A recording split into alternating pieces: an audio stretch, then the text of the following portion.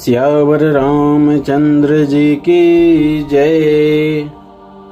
सबके हृदय में अपार हर्ष है और शरीर पुलक से भरे हैं। सबको एक ही लालसा लगी है कि हम श्री राम लक्ष्मण दोनों भाइयों को नेत्र भरकर कब देखेंगे। हाथी गरज रहे हैं, उनके घंटों की भीषण ध्वनि हो रही है। चारों ओर रथों की घरघराहट और घोड़ों की हिनहिनाहट हो रही है।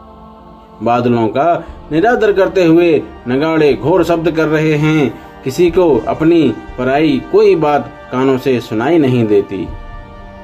राजा दशरथ के दरवाजे पर इतनी भारी भीड़ हो रही है कि वहां पत्थर फेंका जाए तो वह भी पिसकर धूल हो जाए।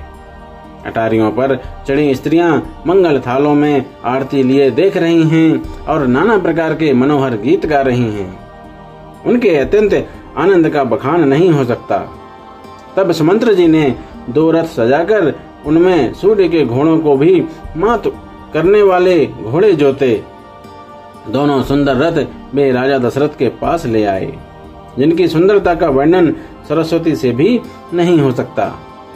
एक रथ पर राजसी सामान सजाया गया और दूसरा, जो तेज का पुंज और अत्यंत ही शोभायमान था, उस सुंदर रथ पर राजा वशिष्ठ जी को हर्ष पूर्वक चढ़ाकर फिर स्वयं शिव, गुरु, गौरी, पार्वती और गणेश जी का स्मरण करके दूसरे रथ पर चढ़े। वशिष्ठ जी के साथ जाते हुए राजा दशरथ जी कैसे शोभित हो रहे हैं, जैसे देवगुरु बृहस्पति जी के साथ इंद्र हों।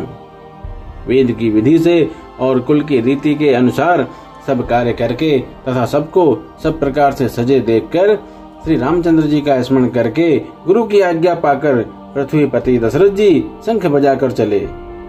बारात देखकर देवता हर्षित हुए और सुंदर मंगलदायक फूलों की वर्षा करने लगे। बड़ा शोर मच गया, घोड़े और हाथी गरजने लगे। आकाश में और बारात में दोनों जगह बाजे बजने लगे। देवांगनाएं और मनुष्यों की स्त्रियां सुंदर मंगल गान करने लगीं और रसीले राग से शहनाइयां बजने लगीं। घंटे घंटियों की ध्वनि का वर्णन नहीं हो सकता। पैदल चलने वाले सेवकगण अथवा पट्टेबाज कसरत के खेल कर रहे हैं और फहरा रहे हैं। आकाश में ऊंचे उछलते हुए जा रहे हैं। हंसी करने में निपुण और सुंदर गाने में चतुर विदूषक मस्खरे तरह तरह के तमाशे कर रहे हैं। सुंदर राजकुमार मृदंग और नगाड़े के शब्द सुनकर घोड़ों को उन्हीं के अनुसार इस प्रकार नचा रहे हैं कि वे ताल के बंधन से जरा भी डिगते नहीं हैं। चतुर नट चकित होकर यह देख रहे हैं। बारात ऐसी बनी है कि उसका वर्णन करते नहीं बनता।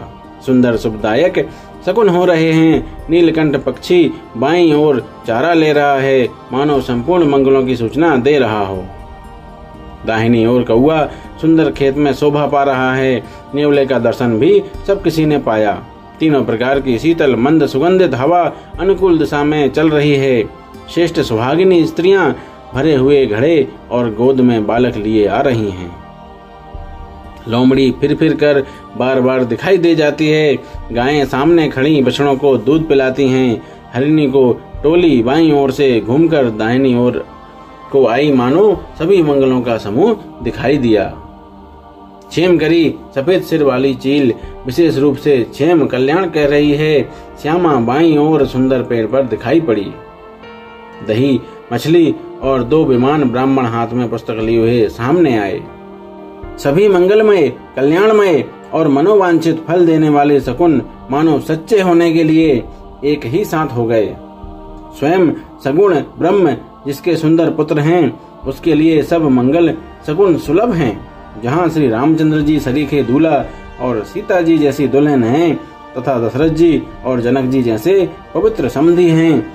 ऐसा ब्याह सुनकर मानो सभी शकुन नाच उठे और कहने लगे, अब ब्रह्मा जी ने हमको सच्चा कर दिया। इस तरह बारात ने प्रस्थान किया। घोड़े हाथी गरज रहे हैं और नगाड़ों पर चोट लग रही है। सूर्यवंश के पताका स्वरूप दशरथ जी को आते हुए जानकर जनक जी ने नदियों पर पुल बंधवा दिए। बीच बीच में ठहरने के लिए सुंदर घर पड़ाव बनवा दिए, जिनमें देवलोक के समान संपदा छाई है। और जहां बारात के लोग अपने अपने मन की पसंद के अनुसार सुहावने उत्तम भोजन, बिस्तर और वस्त्र पाते हैं। मन के अनुकूल नित्य नए सुखों को देखकर सभी बारातियों को अपने घर भूल गए। बड़े जोर से बजते हुए नगाड़ों की आवाज सुनकर श्रेष्ठ बारात को आती हुई जानकर अगवानी करने वाले हाथी, रथ, पैदल और घोड़े सजाकर बारात लेने चले। दूध, शरबत, ठंडाई, जल आदि से भरकर सोने के कलश तथा जिनका वर्णन नहीं हो सकता ऐसे अमृत के समान भांति भांति के सब पकवानों से भरे हुए परात, थाल आदि अनेक प्रकार के सुंदर बर्तन, उत्तम फल तथा और भी अनेकों सुंदर वस्तुएं राजा ने हर्षित होकर भेंट के लिए भेजी। गहने, कपड़े, नाना प्रकार की मूल्यवान मणियां, रत्न, पक्षी, पशु, घोड़े, हाथी और बहुत तरह की सवारियां तथा बहुत प्रकार के सुगंधित एवं सुहावने मंगल द्रव्य और सगुन के पदार्थ राजा ने भेजे। दही, चिवड़ा और अगणित उपहार की चीजें कांवरों में भर भर कर कहार चले। अगवानी करने वालों को जब बारात दिखाई दी तब उनके हृदय में आनंद छा गया और शरीर रोमांच से भर गया। अगवानों को सज धज के साथ देखकर बारातियों ने प्रसन्न होकर नगाड़े बजाए। बाराती तथा अगवानों में से कुछ लोग परस्पर मिलने के लिए हर्ष के मारे बाग छोड़कर सरपट दौड़ चले और ऐसे मिले मानो आनंद के दो समुद्र मर्यादा छोड़कर मिलते हों।